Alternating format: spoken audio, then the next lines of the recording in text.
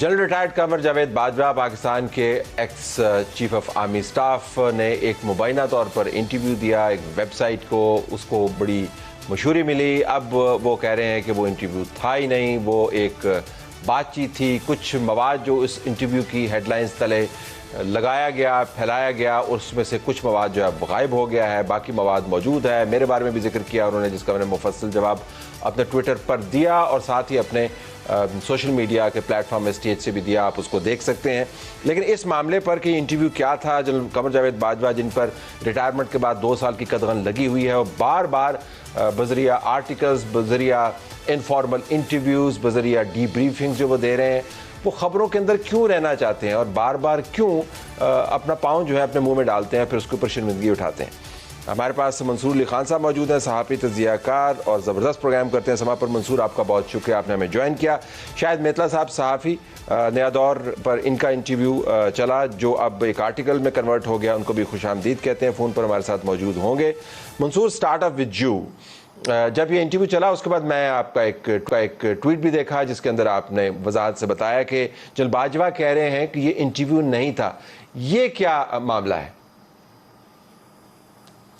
जी बहुत शुक्रिया तलत साहब। इसमें तलत साहब 2-4 चीज़ें हैं जो थोड़े से फैक्चुअल एरर्स जो हैं वो आ रहे थे। बेसिकली कल जो इनका मेतला साहब का जो पहले एक इंटरव्यू था जो छपा था नया दौर के ऊपर, वो अब जिस तरह आपने खुद भी बताया कि अब एक आर्टिकल में तब्दील हो चुका है, उसमें कुछ थोड़े से फैक्चुअल एरर्स हैं। बल्कि as a matter of fact अभी जब मैं अभी ऑन एयर आ रहा था तो यहाँ पे सबसे पहले उन्होंने ये कहा कि जी मैं इनके एक रिश्तेदार के घर गया था और वहाँ पे मेरी बाजवा साहब से मुलाकात हुई थी। नईम घुमन उन्होंने नाम बताया था। तो नईम घुमन साहब भी ये कहते हैं कि जी शायद मेतला साहब तो कभी मेरे घर आए नहीं हैं और उनको तो मेरे घर का एड्रेस भी नहीं पता। उसके बाद मेरी बाजवा साहब के साथ इस सिलसिले में जब बात हुई तो उन्होंने कहा कि जी मेतला साहब आज से तकरीबन 2 महीने पहले आए थे, मेरे पास घर पे आए थे और घर पे ये मुलाकात हुई थी और वहाँ पे चंद घंटे की मुलाकात थी। It was never a formal interview, ना इसकी कोई परमिशन ली गई और ना इसकी कोई रिकॉर्डिंग हुई। हाँ, मुलाकात ज़रूर हुई थी। अब उस मुलाकात की नरेशन जो है वो मेतला साहब ने, अब वो नरेशन में तब्दील हो गया है। अब उसमें से नरेशन जो है वो कितनी कोटेड है, कितनी फैक्चुअल है या नहीं है, obviously I leave that to Metla साहब, वो ये फैसला कर सकते हैं, मैं तो उसके ऊपर कमेंट नहीं कर सकता। तो बाजवा साहब क्या फॉर्मली बातचीत नहीं कर रहे सहाफ़ियों के साथ, इनफॉर्मली बातचीत कर रहे हैं? मतलब उनकी जो कॉन्वर्सेशंस हैं जावेद चौधरी के कॉलम्स के अंदर भी छपा, ज़ाहिर है आप भी बतौर सहाफ़ी उनके साथ राब्ते में हैं, तो वो फॉर्मली बात नहीं कर रहे, इनफॉर्मली बात कर रहे हैं नहीं? आपका सेंस क्या है? फॉर्मली इन अ सेंस कि मतलब something which you can put on record, तो वो तो वाकई नहीं है, क्योंकि वो ये कहते हैं कि उनके ऊपर 2 साल का बार है जिसकी वजह से वो इस किस्म का कोई इंटरव्यू जो है वो नहीं दे सकते। इनफॉर्मली ऑब्वियसली बहुत सी बातें होती हैं, मुझसे भी कई दफ़ा बातें हुई हैं, कोई एक दफ़ा नहीं बहुत दफ़ा बातें हुई हैं और ये सिलसिला कोई मेरे ख्याल में कम से कम और कुछ नहीं तो पिछले 4-5 महीने से जारी है। ऑन एंड ऑफ मेरी उनसे बात होती रहती है, मुलाकात भी हुई है, लेकिन उसके अंदर बहुत सी चीज़ें डिस्कस होती हैं, लेकिन बिकॉज आई कैन नॉट कोट हिम तो जाहिर बात है मैं उनको डिस्कस नहीं करता। उसमें हमारी मीडिया इंडस्ट्री के हवाले से हो गया, पॉलिटिक्स के हवाले से हो गया, but I have never coated him. ठीक, शायद मेतला साहब हमारे पास हैं। Thank you very much for joining us. अभी जब आपको एयर प्लग लग रहा था तो मंसूर बता रहे थे कि बाजवा साहब कह रहे हैं कि ये इंटरव्यू नहीं था, 2 महीने पहले आपकी उनसे मुलाकात हुई थी और ये चिट चैट थी। तो व्हाट इज़ योर टेक? चले एटलीस्ट उन्होंने ये एडमिशन तो कर लिया कि मेरी उनके साथ मुलाकात हुई है, वो उसको डिनाई नहीं कर रहे। हाँ, उसको डिनाई नहीं कर रहे।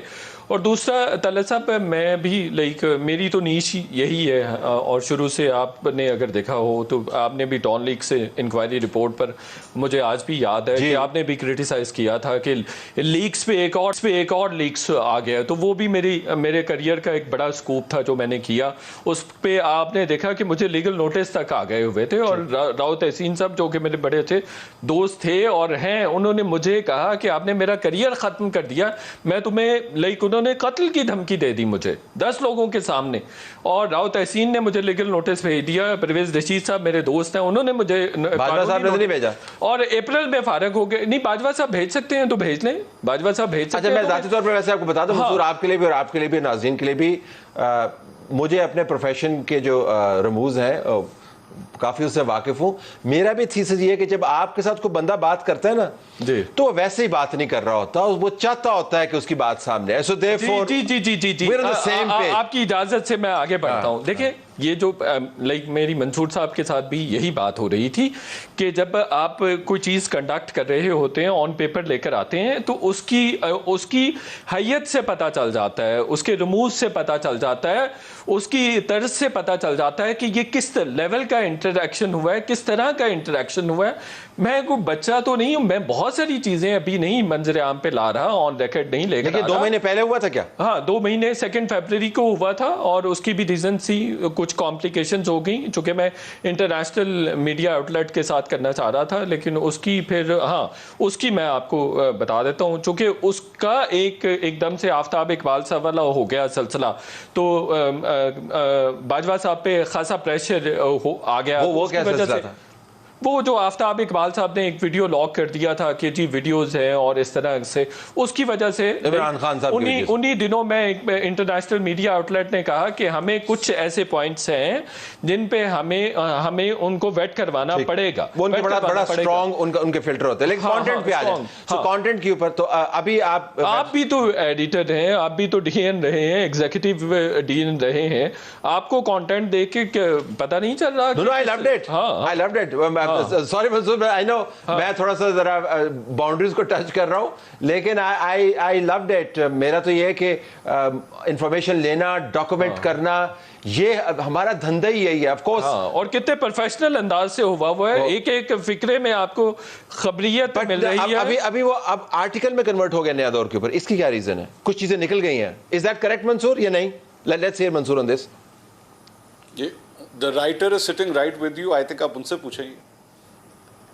नहीं, आपने तो पढ़ा ना, मुझे बताएं. तो उसमें से कुछ चीजें चेंज हुई है मतलब? नहीं, उसमें से देखें, निकल गया. नहीं, मेरी बात सुनिए, मैं आपको वही बता रहा हूँ. देखिए, मैं इस चीज पे बिलीव करता हूँ.